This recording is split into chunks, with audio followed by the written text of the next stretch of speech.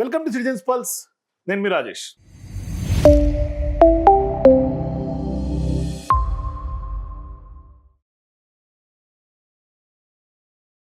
ఇవాళ తెలంగాణ రాష్ట్ర ముఖ్యమంత్రిగా ఉన్నటువంటి రేవంత్ రెడ్డి గారు ఏం చెప్తున్నారు తెలుసా? తెలంగాణలో ఉన్నటువంటి అడ్మినిస్ట్రేషన్ అధికారులు, అంటే ఎవరైతే యంత్రాంగం ఉందో, అధికార యంత్రాంగం ఉందో, ఆ యొక్క ప్రభుత్వ యంత్రాంగం నా మాట వినట్లేదు అని రేవంత్ రెడ్డి గారు చెప్తూ ఉన్నారు. ఇది నిజంగా ఆయన వాస్తవం ఒప్పుకుంటున్నాడా, లేకుంటే ఆయన చేతగానితనం ఎక్స్పోజ్ అయిందా? ఇది చాలా సీరియస్ డిస్కషన్ జరగాల్సినటువంటి అవసరం ఉంది. ఎందుకు అంటే రాజకీయాల్లో అధికారం వచ్చినప్పుడు తరచూ ప్రత్యర్థి పార్టీలను, లేదంటే గతంలో పనిచేసినటువంటి పార్టీలను బూచిగా చూపించి అధికారంలోకి రావచ్చు.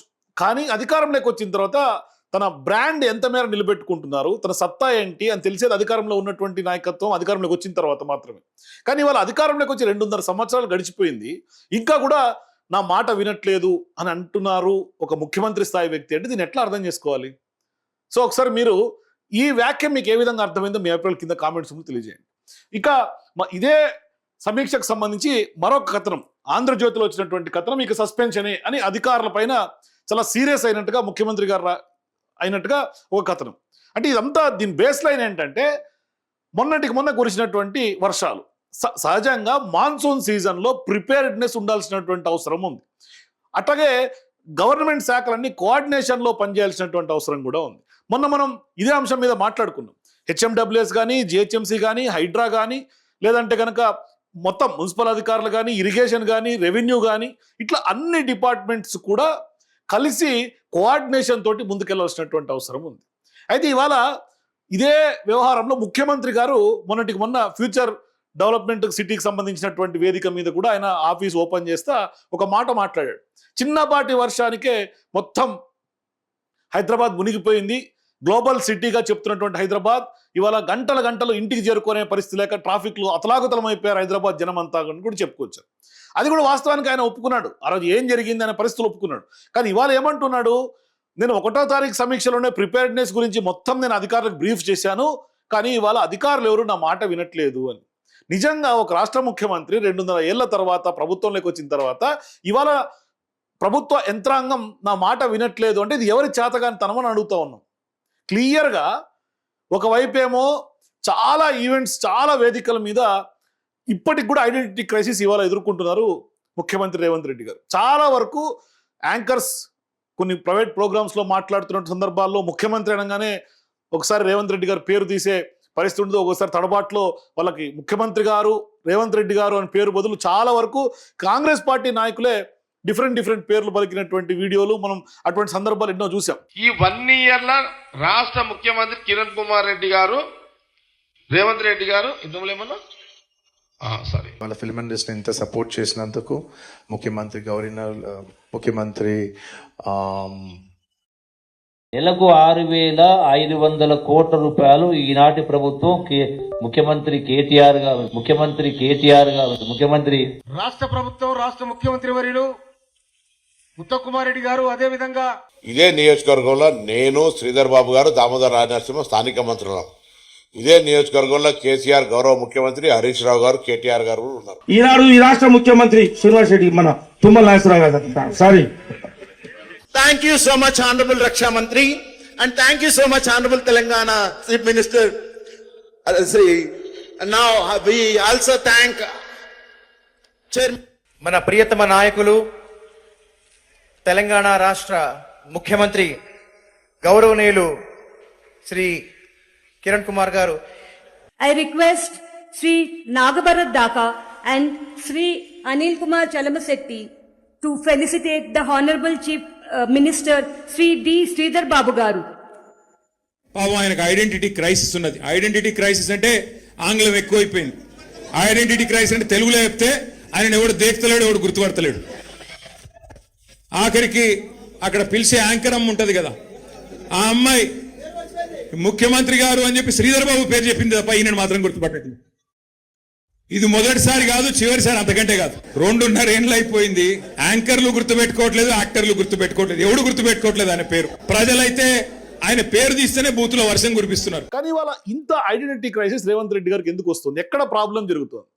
ఇవాళ నిజంగా ఇప్పటికి కూడా అడ్మినిస్ట్రేషన్లో 2.5 years తర్వాత కూడా ఇంకా కూడా హోల్డ్ రాలేదు, గ్రిప్ రాలేదు అధికార యంత్రాంగం మీద, లేకుంటే ఏ శాఖ ఏ విధంగా పనిచేస్తుంది, ఎవరికి రిపోర్ట్ చేయాలి, ఎక్కడ కోఆర్డినేషన్ గ్యాప్స్ ఉంది, కోఆర్డినేషన్ గ్యాప్స్ ఏ విధంగా పూడ్చాలి, ఇవేమీ తెలియకుండా ఇప్పటికి కూడా నా మాట వినట్లేదని మీరే చెప్తా మీ చేతిలో ఒక 3 శాఖలను పెట్టుకున్నారు అంటే దీన్ని ఏమనాలా? 3 శాఖలు కీలకమైనటువంటి శాఖలే. ఒకటి ఎడ్యుకేషన్ ఉంది, ఆ ఎడ్యుకేషన్ గాలికి వదిలేశారు. ఇవాళ పూర్తిగా అస్తవ్యస్తంగా మారినటువంటి పరిస్థితి ఎడ్యుకేషన్ డిపార్ట్మెంట్. 2 MAUD. ఇవాళ మొత్తం మొన్న కురిసినటువంటి వర్షాలకు హైదరాబాద్ అతలాకుతలం అయితే మొత్తం మున్సిపల్ శాఖ అధికారులకు సంబంధించినటువంటి మంత్రివర్గం మీ చేతుల్లోనే ఉంది. మరి మీరు ఏం ప్రిపేర్నెస్గా ఉన్నారు? మీ శాఖ ఏం చేస్తోంది? మీ శాఖకు సంబంధించినటువంటి సమీక్షలో మీరు క్లియర్ గైడ్ లైన్స్ ఇస్తే మరి ప్రభుత్వ అధికారులకు ఎందుకు పట్టట్లేదు? అంటే ఎవరు మిమ్మల్ని ఓవర్లుక్ చేస్తున్నారు? ఇలా ప్రభుత్వంలో ఉన్నటువంటి మీరే పెద్ద కదా, ముఖ్యమంత్రి గారికి మించినటువంటి ఇంకెవరు పెద్ద దిక్కు పెద్దన్న రాష్ట్రానికి ఉండరు. మరి అటువంటి వ్యక్తిని మిమ్మల్నే ఇవాళ అధికారులు పట్టించుకోవట్లేదు అంటే నిజంగా హాస్యాస్పదంగా అనిపిస్తుంది. అంటే ఇక్కడ ఎట్లుందంటే మీ చేతగాంతనం ఎక్స్పోజ్ అవుతా ఇవాళ మీరు మొత్తం డ్యామేజ్ని అధికారుల మీద రుద్దే ప్రయత్నం చేస్తూ ఉన్నారు. లేదు అంటే అధికారుల మీద కాకపోతే బీఆర్ఎస్ పార్టీ మీద, లేకుంటే గతంలో అధికారంలో ఉన్నటువంటి పార్టీల మీద వేసేయాలి. మీరేమంటారు? అప్పట్లో బీఆర్ఎస్ పార్టీ నాయకులు పెద్ద ఎత్తున చేశారు, ఏం చేయలేదు, 10 ఏళ్ల పాటు అధికారంలో ఉన్నారు, చెరువులు కబ్జా చేశారు. మరి ఇదంతా మీరు ప్రతిసారి ప్రజల్ని తప్పుదో పట్టిస్తున్నారు కదా, ఏదో మాయమాటలు చెప్పి. ఇలా 2.5 సంవత్సరాల తర్వాత మీరు అధికారంలోకి వచ్చిన తర్వాత కూడా ఇప్పటికి కూడా ఇంకా రిజల్ట్స్ రావట్లేదు అంటే ఎక్కడ పప్పులో కాలు వేసినట్టు రేవంత్ రెడ్డి గారు. ఒకసారి మీరు వెనక్కి వెళ్ళి ఆలోచన చేయాల్సినటువంటి అవసరం ఉంది. ఒకసారి ఆయన ఏమంటారు? నా మాట ఎవరో వినట్లేదు, అధికారులు పట్టించుకోవట్లేదు, శాఖల మధ్య సమన్వయం లేదు, అందుకే 9న కురిసినటువంటి వర్షానికి హైదరాబాద్ నగరం అస్తవ్యస్తమైంది, ట్రాఫిక్ సమస్యలతో ప్రజలు అవస్థలు పడుతున్నారు. 1న సమీక్షలో నేను సూచనలు చేశా. మరి 1న సూచనలు చేస్తే 9వ వర్షానికి ఎందుకు ఆ విధంగా జరిగింది? Shoot question. మరి మీరే చెప్తున్నారు కదా ఆ ఆదేశాలను బేఖాతరు చేశారు. వర్షాలపై సమీక్షలో సీఎం రేవంత్ రెడ్డి ఆదేశాలను బేఖాతరు చేసిరంటే ఎందుకు బేఖాతరు చేసిరు అనేది స్పష్టంగా మీరు దాని మీద అధ్యయనం చేయాల్సినటువంటి అవసరం ఇది. అంటే మీ ఆర్డర్స్ను కూడా బేఖాతరు చేస్తున్నారు అంటే మరి ముఖ్యమంత్రి గారు మీరు మీ ఆర్డర్స్ కూడా అధికార యంత్రాంగం పట్టించుకోవట్లేదు అంటే ఎవరి మాటలను పట్టించుకుంటారు? మరి అధికారులు ఎవరి హోల్డ్లో ఉన్నారు కూడా తెలుసుకోవాల్సినటువంటి అవసరం ఉంది. అంటే వాళ్ళు మీరంటే అంత నిర్లక్ష్యమా, లేదంటే ప్రజలంటే నిర్లక్ష్యమా? మీరు చెప్పింది కూడా ప్రజల కోసమే కదా. మరి మరి మిమ్మల్ని కూడా దేక్తలేరు వాళ్ళు అంటే ఇక దీన్ని ఎట్లా అర్థం చేసుకోవాలా? చూడండి, అధికారులు ఎవరు నా మాట వినడం లేదు, నేను ఇచ్చినటువంటి ఆదేశాలు బేఖాతరు చేస్తున్నారు, తీవ్ర నిర్లక్ష్యంతో వ్యవహరిస్తున్నారు. ఈ నిస్సహాయత వ్యక్తం చేసింది సాక్షాత్ రాష్ట్ర ముఖ్యమంత్రి రేవంత్ రెడ్డి. తన మాటలు ఎవరు వినడం లేదంటూ ముఖ్యమంత్రి ఇలా నిస్సహాయత వ్యక్తం చేయడం గమనార్హం. నిస్సహాయతే. మరి మీరే హెల్ప్లెస్గా హోప్లెస్గా ఉంటే ఇలా రాష్ట్ర ప్రజలకు ఎవరు దిక్కు?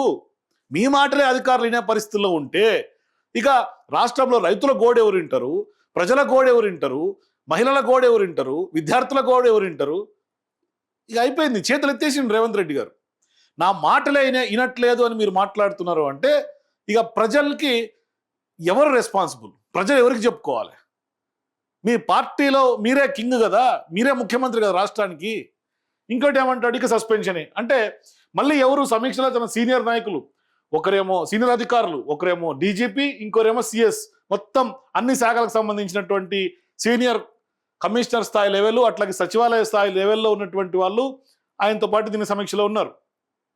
వర్షాల సమయంలో ఆలస్యం వహిస్తే వేటు తప్పదు. ఆలస్యం వహిస్తే వేటు తప్పదు అంటే మరి ఇప్పుడు మీరు అధికారుల మీద సీరియస్ అయ్యారు కదా. ఇప్పుడు మరి మొన్న జరిగిన దానికి డ్యామేజ్కి ఎవరు రెస్పాన్సిబుల్ తీసుకోవాలా? ఇవాళ మీరు అంత భారీ స్థాయిలో మీరు హైడ్రాన్ తీసుకొచ్చారు, చెరువులు కబ్జా అన్నారు, పక్కన పార్టీల మీద బూచెత్తి మొత్తం మాయమాటలు చెప్పి మసిబూసి మారేడుగా చేశారు కదా. మరి ఇవాళ ఎందుకు ఎక్కడ ఫెయిల్యూరు? మరి గతంలో ఎస్ఎన్డిపికి సంబంధించినటువంటి నాలా స్ట్రాటజిక్ డెవలప్మెంట్ ప్రోగ్రామ్ గత ప్రభుత్వం తీసుకుంది, టేకప్ చేసింది, దాన్ని ఎందుకు ఆపేసినట్టు? అంటే మీరు చేసినటువంటి తప్పిదాలని యాక్సెప్ట్ చేసే పరిస్థితి లేకుండా మీరు చేసినటువంటి తప్పిదాలను కప్పిపుచ్చుకోవడానికి ఇవాళ ప్రతిపక్ష పార్టీలని లేదంటే అధికారులను ఇట్లా బ్లేమ్ చేయాలి. అంటే మీరు మాత్రం సేఫ్గా ఉండాలి. ఇవాళ ఏమైపోయింది రేవంత్ రెడ్డి గారు అంటే ఆయన సేఫ్లో ఉండేందుకు అధికారులపైన సస్పెన్షన్ చేసేయాలి, నా మాట వినట్లేదని మీరే చెప్పుకోవాలి, లేదంటే ప్రతిపక్షాల మీద నెట్టేయాలి అంతే. అంటే మీరు మాత్రం యాక్సెప్ట్ చేయరు. అంటే అసలు ప్రిపేర్డ్నెస్ ఉండాల్సింది, చేయాల్సినటువంటి బాధ్యత ఎవరిది? ఇవాళ కోఆర్డినేషన్ గ్యాప్స్ లేకుండా ఒక కాల్ సెంటరో లేదంటే కనుక దానికి సంబంధించినటువంటి ఒక మెకానిజంని ఎవరు డెవలప్ చేయాలి? మీరే కదా ప్రభుత్వంలో ఉన్నటువంటి పెద్దలు, మీ సలహాదారులు ఏం చేస్తున్నారు, మీరేం చేస్తున్నారు? మీ దగ్గర ఉన్నటువంటి కీలకమైనటువంటి శాఖలు ఉన్నాయి కదా, హోంశాఖ మంత్రి మీరే, ఎడ్యుకేషన్ శాఖ మంత్రి మీరే, ఎంఏయుడి శాఖ మంత్రి మీరే, ముఖ్యమంత్రి మీరే. ఇన్ని శాఖలు, ఇంత పవర్ మీ చేతిలో పెట్టుకొని నా మాటినట్లేదు అంటే ఇక ఏ గొడవ కొట్టుకోవాలో అర్థం కావట్లేదు నాకు వెళ్ళి. అట్లాగే ఈరోజు 9 నిర్లక్ష్యానికి ఇప్పటికే సస్పెండ్ చేయాలి. అధికారులపై సీఎం రేవంత్ రెడ్డి తీవ్ర ఆగ్రహం. పని చేయాలి కదా, మరి ఇంత నిర్లక్ష్యమా? కుర్చీలోనే కూర్చుంటాం, కదలమంటే ఎలా? రోడ్లపై నీళ్లు నిలవకుండా ఉండేందుకు 2 ఏళ్లుగా చేసినటువంటి కృషిని ఒక్క వర్షానికే వృధా చేశారు. ఎవరు వృధా చేశారు? మీ అధికారులే. మీరు చెప్తే కూడా వినట్లేదంటే ఇంకేమైనట్టు? వృధా చేశారు. ఆ సమయంలో ఒక్క అధికారైనా రోడ్డుపై ఉన్నారా? మళ్ళీ ఇలాంటివి జరగొద్దు, అప్రమత్తంగా ఉండాలి. అధికారులు, పోలీసులు అంతా రోడ్లపై ఉండాల్సిందే. అవసరమైతే నేను రోడ్లపైకి వస్తా. సీఎం రేవంత్ రెడ్డి మీరేం రోడ్ల మీదకి రాకండి అండి. మీరు రోడ్ల మీదకి వస్తే మీకు సెక్యూరిటీ ఇవ్వటమే సరిపోతుంది. అక్కడ జరగాల్సినటువంటి పని కంటే, ఆ వర్షం క్లియరెన్సు లేకుంటే ఫ్లడ్ మేనేజ్మెంట్ కంటే కూడా మీకు సెక్యూరిటీ ఇవ్వటమే సరిపోతుంది. మొత్తం హంగామా అవుతుంది. అక్కడికి వచ్చి మళ్ళీ రీల్స్, అక్కడికి వచ్చి మళ్ళీ పబ్లిక్ గ్యాదరింగు, మళ్ళీ అదంతా ఒక డ్రామా అవుతుంది, మళ్ళీ పొలిటికల్ హై డ్రామా అవుతుంది. వర్ష సన్నద్ధపై అధికారులతో ముఖ్యమంత్రి సమీక్ష. నేడు విద్యాశాఖపై సీఎం మీడియా సమావేశం. విద్యాశాఖపై మీడియా సమావేశం అని చెప్పి మొత్తం మెట్రో రైల్ గురించి మాట్లాడిండు ఆయన. మళ్ళీ రాజకీయ ఎజెండా. దాంట్లో కూడా ఏం ఎజెండా తీసుకొచ్చిండు? మెట్రో ఫేజ్ 2 పనులు ఏదైతే ఉన్నాయో, మెట్రో నెక్స్ట్ ఫేజ్ జరగాల్సినటువంటి పనులని బీజేపీ అడ్డుకుంటోంది, లోన్ ఆపేశాడు కిషన్ రెడ్డి. ఇది ఆయన మాట్లాడినటువంటి వ్యాఖ్యలు. అంటే ఇక్కడ ఎట్లా ఉందంటే రాజకీయంగా నెక్స్ట్ రాబోయే ఎన్నికలు జిహెచ్ఎంసీ ఎన్నికలు వస్తా ఉన్నాయి రేవంత్ రెడ్డి గారికి. సిటీలో జిహెచ్ఎంసీ సంబంధించినటువంటి ఈ పరిధిలో రేవంత్ రెడ్డి గారికి సంబంధించినటువంటి ఓట్ బ్యాంక్ లేదు, పోటీ చేయడానికి అభ్యర్థులు లేరు రేవంత్ రెడ్డి గారికి సంబంధించినటువంటి కాంగ్రెస్ పార్టీకి. ఇక్కడ ఉన్నటువంటి ఎమ్మెల్యేలందరూ బీఆర్ఎస్ పార్టీకి సంబంధించినటువంటి నాయకులు. సో ఇప్పుడు రేవంత్ రెడ్డి గారు ఏం చేయాలా? ఇక్కడ వాస్తవానికి మనం జిహెచ్ఎంసీలోకి వెళ్ళి అడిగితే కూడా ఇక్కడ పొలిటికల్ ఎలక్షన్ బ్యాటిల్ ఎట్లా ఉందంటే కేవలం బీఆర్ఎస్ వర్సెస్ బీజేపీగా ఎన్నికల బ్యాటిల్ కనిపిస్తోంది. కానీ ఇప్పుడు కాంగ్రెస్ గేమ్లో నుంచే లేదు. Hyderabad city outer ring road పరిధిలో మీరు ఏదైతే ప్లాన్డ్గా మీరు జిహెచ్ఎంసీని గెలవాలని 3 ముక్కలు చేశారో, ఆ 3 ముక్కల ఆటలో మీరు లేరు గేమ్లో. కాబట్టి ఇప్పుడు ఆ గేమ్లోకి రావాలంటే ఏం చేయాలా? ఈయన పదే కిషన్ రెడ్డి గారిని విమర్శన చేయాలా, కిషన్ రెడ్డి గారు ఈయన విమర్శన చేయాలి. అంటే అప్పుడేమవుతుంది? వీళ్ళిద్దరూ పరస్పరం విమర్శలు చేసుకోవడం ద్వారా బీఆర్ఎస్ పార్టీని పక్కకు పెడతారని మీరు అనుకుంటున్నారు. కానీ మీరు చేస్తున్నటువంటి రాజకీయ కూడా ప్రజలందరికీ తెలుసు. ఇది కొత్తగా మీరేదో క్రియేట్ చేసినటువంటి ఒక పొలిటికల్ బ్యాటిల్ సినారియో ఏం కాదు. కాబట్టి ఇలా మీరు బండి సంజయ్ గారిని ఎందుకు అనరు? మిగతా 8 మంది ఎంపీలు ఎందుకు అనరు? ఓన్లీ కిషన్ రెడ్డి గారినే టార్గెట్. కోళ్ళకు సంబంధించినటువంటి వ్యవహారంలో కిషన్ రెడ్డి గారే, రైలుకు సంబంధించి దాంట్లో కిషన్ రెడ్డి గారే, ఫండ్స్ రాకపోతే కిషన్ రెడ్డి గారే. ఇదేమో విడ్డూరం, నాకు అర్థం కావట్లా. తెలంగాణకు సంబంధించినటువంటి కేంద్ర మంత్రి ఇంకా మహారాష్ట్రకు సంబంధించినటువంటి సీఎం అపాయింట్మెంట్ కూడా అడ్డుకుంటుండు అని చెప్పి బహిరంగంగా ఒక ముఖ్యమంత్రి స్థాయిలో వ్యక్తి మాట్లాడారంటే మీకు మోడీ గారు అపాయింట్మెంట్ దొరుకుతుంది, కేంద్ర మంత్రుల అపాయింట్మెంట్ దొరుకుతుంది, కానీ మహారాష్ట్ర సీఎం అపాయింట్మెంట్ మాత్రం దొరకదు. ఒక సీఎంఓ నుంచి ఇంకో సీఎంఓకి కరస్పాండెన్స్ చేస్తే మీకు రెస్పాండ్ అవుతలేరు అంటే ఇది ఎవరి చేతకంతనో అర్థం కావట్లా. దాన్ని మళ్ళీ బహిరంగంగా పక్క రోడ్డు మీద నెట్టుతా ఉన్నారు, ఇక్కడ అధికారుల మీద నెట్టుతా ఉన్నారు. మీరు నా మాటే వినే పరిస్థితి లేదని గరం అవుతా ఉన్నారు. ఎవరి కోసం? మీరు ఈ ప్రిపేర్డ్నెస్ ఎప్పటి నుంచి ఉండాలా? మాన్సూన్ సంబంధించినటువంటి ప్రిపేర్డ్నెస్.